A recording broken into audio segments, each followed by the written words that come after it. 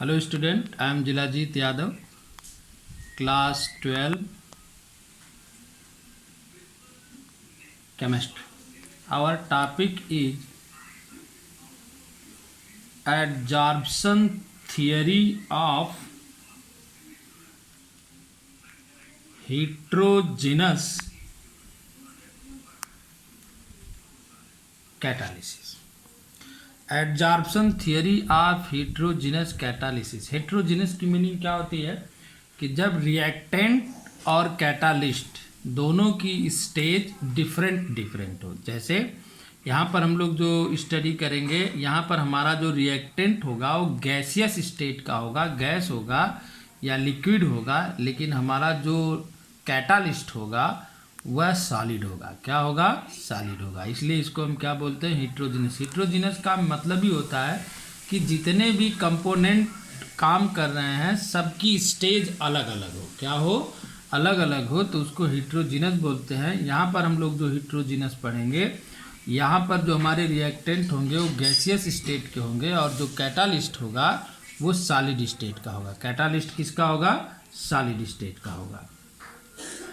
According to adsorption theory of heterogeneous catalysis, there are free valencies in the catalyst on which reactant molecule get attached. इसमें क्या होता है कि जो reactant के मॉलिक्यूल्स होते हैं वो कैटालिस्ट की सरफेस पर जा करके अटैच हो जाते हैं। क्या हो जाते हैं? जा करके अटैच हो जाते हैं। और जैसे ही अटैच होते हैं तो 5 मैकेनिज्म है इसकी। 5 मैकेनिज्म यानी 5 तरह से वहाँ पर रिएक्शन कैरी आउट होता है और प्रोडक्ट का फॉर्मेशन होता है। तो स्टेप नंबर 1, पहला स्टेप 5 मैकेनिज्म इसका क्या है?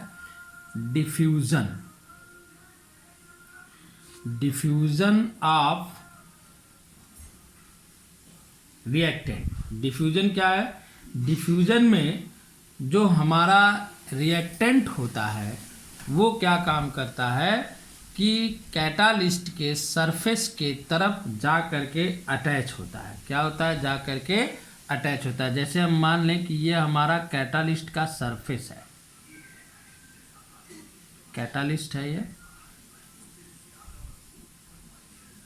हमने सपोज कर लिया है कैटालिस्ट के सरफेस हैं और हमारे 2 रिएक्टेंट हैं ए और बी। ए एंड बी हमारे 2 रिएक्टेंट हैं जो एक की रिएक्शन करेंगे और प्रोडक्ट का फॉर्मेशन होगा। तो इसमें क्या होता है?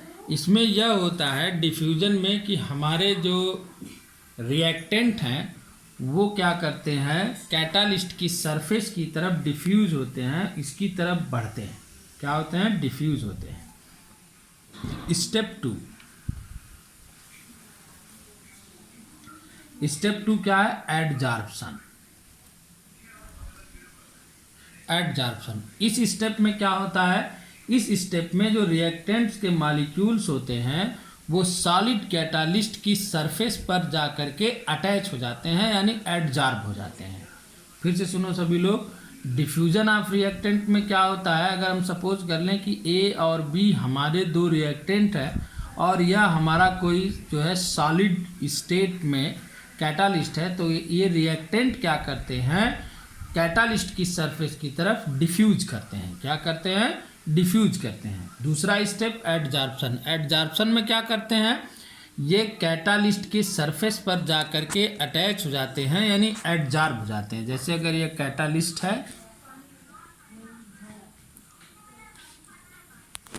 तो ये क्या करेंगे? इस कैटालिस्ट की सरफेस पर एडजॉर्ब हो जाते हैं। जैसे हमने सपोज किया इस सरफेस पर आया ए और यहाँ पर आ गया बी। ये एडजॉर्ब हो गया यानी इसके सरफेस पर अटैच हो गया, इसलिए इसको हम क्या बोलते हैं? इस स्टेप को एडजॉर्प्शन। स्टेप 3। थर्ड स्टेप क्या है? Intermediate complex formation. Intermediate complex formation. इसमें क्या होता है? इसमें जैसे ही हमारा कैटालिस्ट जो होता है वह एडजॉर्ब हो जाता है, यानी इस पर अटैच हो जाता है, तो एक इंटरमीडिएट कंपाउंड बनता है। इंटरमीडिएट कंपाउंड अनस्टेबल होता है जो कैटालिस्ट और रिएक्टेंट को एक साथ ऐड होने पर बन जाता है। तो जैसे यही है, जब ये इसके साथ अटैच हो गया तो अब हम इसको क्या बोलेंगे, इंटरमीडिएट कंपाउंड। क्या बोलेंगे, intermediate compound.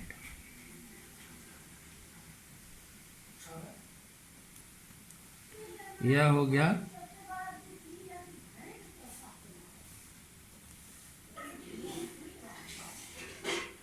Intermediate compound.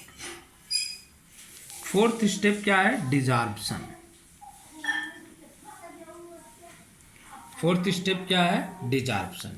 In this step intermediate converts into product. इसमें क्या होता है, इस स्टेप में जो इंटरमीडिएट कंपाउंड होता है वह किस में कन्वर्ट होता है, प्रोडक्ट में। किस में कन्वर्ट होता है, प्रोडक्ट में। यानी यहाँ पर एक प्रोडक्ट बनेगा। जैसे अब ये इंटरमीडिएट कंपाउंड है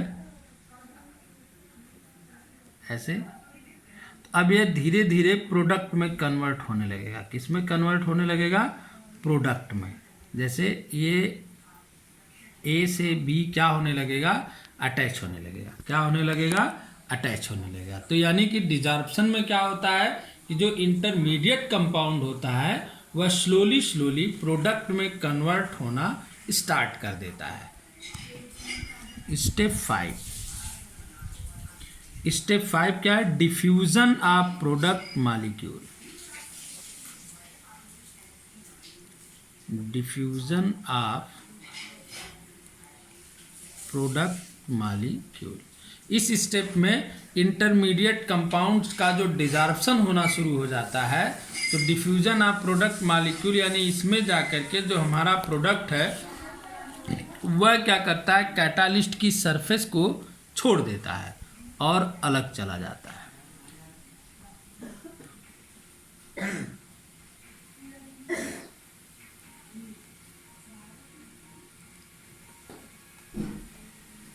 और एक प्रोडक्ट का फॉर्मेशन हो जाता है। इसी को हम लोग क्या बोलते हैं, adsorption theory of heterogeneous catalyst. आई बात समझ में, फिर से देखो सभी लोग, adsorption theory of heterogeneous catalysis. Heterogeneous की मीनिंग क्या होती है, जैसे सॉल्यूशन 9th 10th में पढ़े होंगे, सॉल्यूशन या मिक्सचर दो तरह का होता है, होमोजीनस, हेट्रोजीनस। होमोजीनस का मतलब क्या होता है कि जो भी चीज़ें मिलाई जाएं वो सबकी स्टेज सेम हो, यानी गैस हो तो गैस मिलाया जाए, लिक्विड हो तो लिक्विड मिलाया जाए, इस तरीके से। लेकिन हेट्रोजीनस है तो इसका मतलब ये होता है कि सबकी स्टेट सेम नहीं होगी। तो यहाँ पर जब हम लोग एग्जाम्पल पढ़ेंगे, adsorption theory of heterogeneous catalysis जो होती है उसमें क्या होता है कि हमारा जो रिएक्टेंट होता है वह गैस होता है और जो हमारा कैटालिस्ट होता है उसकी फेज अलग होती है, वह क्या होता है, सॉलिड। यह कन्फर्म रहता है, यह सॉलिड के अलावा कुछ नहीं हो सकता। तो हम लोग क्या करते हैं, जब यह रिएक्शन कराया जाता है, यानी कि इंग्लिश में इसकी लैंग्वेज बोल रहा हूँ, सभी लोग ध्यान से सुनो कि इसकी लैंग्वेज कैसे लिखेंगे। According to adsorption theory of heterogeneous catalyst there are free balances in catalyst on which reactant molecules get attached. यानी कि फ्री बैलेंसेस से हमारे जो मॉलिक्यूल्स हैं वो अटैच होते हैं। इसकी कुल 5 मैकेनिज्म होती है, यानी इसके मैकेनिज्म के 5 स्टेप होते हैं। फर्स्ट स्टेप क्या है, diffusion of reactant. First step क्या है, diffusion of reactant. In this step reactant molecules get diffused towards the surface of catalyst. यानी जो रिएक्टेंट के मॉलिक्यूल होते हैं वो कैटालिस्ट की सरफेस की तरफ, सरफेस की ओर डिफ्यूज होने लगते हैं। यानी अगर हम मान लें कि हमारा कोई कैटालिस्ट का सरफेस है, सपोज कर लेते हैं आयरन, प्लेटिनम, ये सब सॉलिड स्टेट के कैटालिस्ट होते हैं। तो ये किसी सॉलिड स्टेट के कैटालिस्ट का सरफेस है और हम सपोज कर लें कि ए और बी 2 रिएक्टेंट हैं, तो ये क्या करते हैं, ये get diffuse towards the surface of catalyst, यानी कैटालिस्ट की सरफेस की ओर डिफ्यूज होने लगते हैं। दूसरा स्टेप हमारा क्या है, एडजॉर्प्शन। क्या है, एडजॉर्प्शन। एडजॉर्प्शन में क्या होता है, एडजॉर्प्शन जो होता है, in this step reactant molecules get adsorb on the surface of the solid catalyst. यानी यहाँ पर जो हमारे ये रिएक्टेंट हैं वो सॉलिड कैटालिस्ट की सरफेस पर अटैच होना शुरू हो जाते हैं, अटैच होना शुरू हो जाते हैं, यानी इससे जुड़ने लगते हैं, इस पर जा कर के डिपॉजिट होने लगते हैं।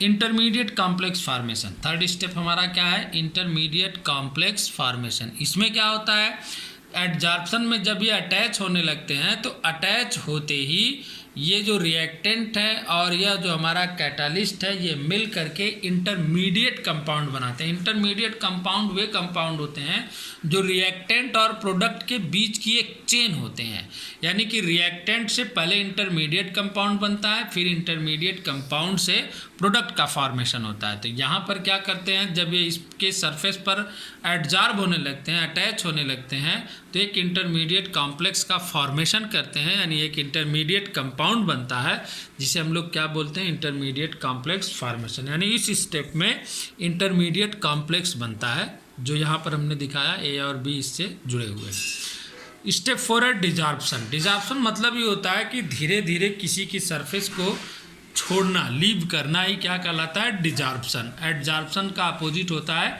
डिजॉर्प्शन। तो इस स्टेप में क्या होता है, in this step intermediate converts into product as it loses its affinity towards the catalyst. यह क्या करता है, धीरे धीरे कैटालिस्ट के सरफेस को छोड़ना शुरू करता है और दोनों जो रिएक्टेंट होते हैं एक दूसरे से अटैच होना शुरू हो जाते हैं इस स्टेप में।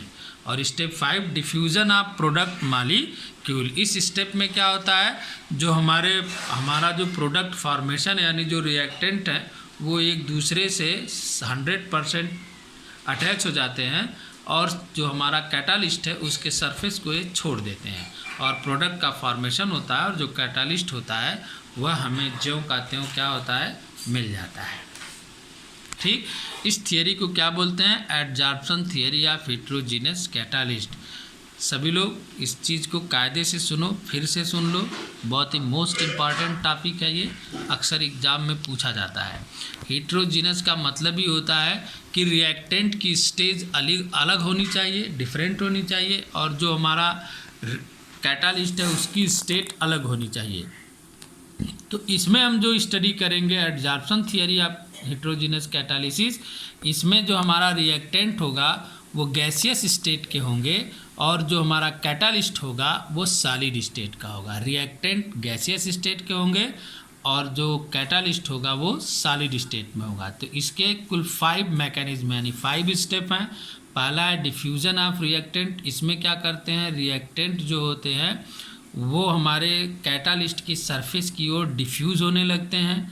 दूसरा स्टेप है एडजॉर्प्शन, यानी जब वो डिफ्यूज़ होते हैं तो धीरे धीरे इसके सरफेस पर एडजॉर्ब होने लगते हैं, अटैच होने लगते हैं। तीसरा स्टेप है इंटरमीडिएट कॉम्प्लेक्स फॉर्मेशन, यानी यहाँ पर आकर के क्या करते हैं, वो 100% अटैच हो जाते हैं और 100% अटैच होते ही एक नया कंपाउंड बनता है जिसे इंटरमीडिएट कंपाउंड बोलते हैं। ये अनस्टेबल होता है, यानी बहुत जल्दी ख़त्म हो जाता है। इसे इंटरमीडिएट कंपाउंड इसलिए बोलते हैं कि यह जो होता है वो रिएक्टेंट और प्रोडक्ट के बीच की चेन होती है, बिना इंटरमीडिएट कंपाउंड बने प्रोडक्ट का फॉर्मेशन नहीं होता है।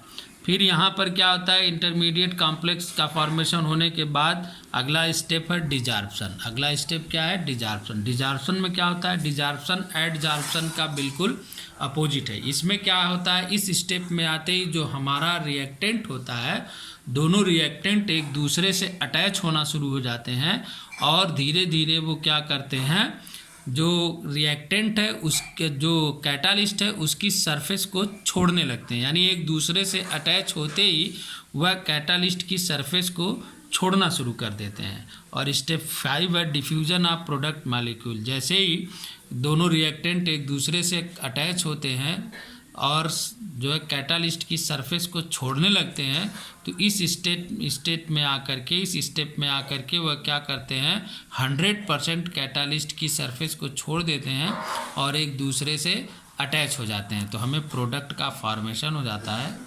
और फिर जो हमारा कैटालिस्ट होता है, जैसे हमने इसको रिएक्शन को इनिशिएट कराने के लिए हम लिए रहते हैं, सेम स्टेट में हमको वापस मिल जाता है, रिटर्न मिल जाता है। मोस्ट इम्पॉर्टेंट टॉपिक है, इसको सभी लोग कई बार सुनेंगे तभी समझ में आएगा, तो हम इसका फिर नोट्स प्रोवाइड कर देंगे।